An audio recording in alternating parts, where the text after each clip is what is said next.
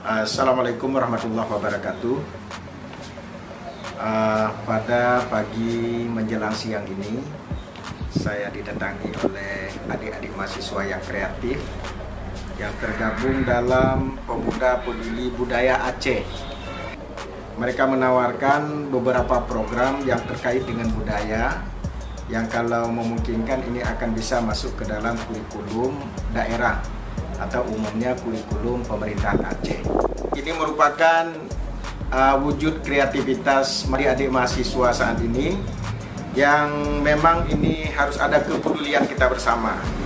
Artinya adik-adik mahasiswa ini mengangkat budaya-budaya lokal, kearifan-kearifan lokal itu untuk dijadikan kurikulum.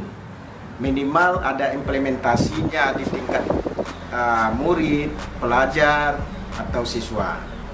Nah, kita memberikan apresiasi yang cukup baik dan insya Allah ini kita katakan siap untuk acara pelatihan, pelatihan pengembangan perangkat pembelajaran yang berbasis kepada kearifan lokal.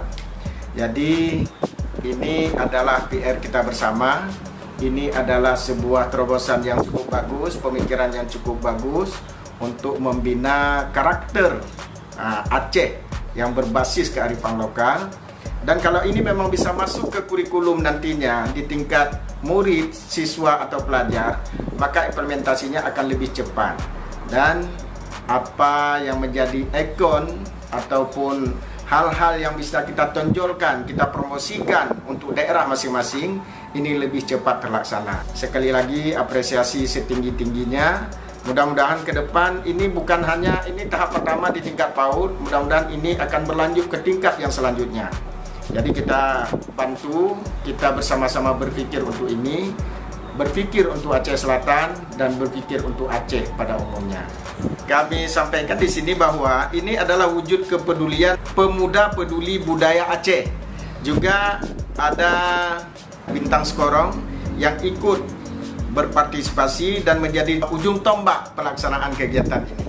Terima kasih sekali lagi kepada Bintang Skorong dan Pemuda Peduli Budaya.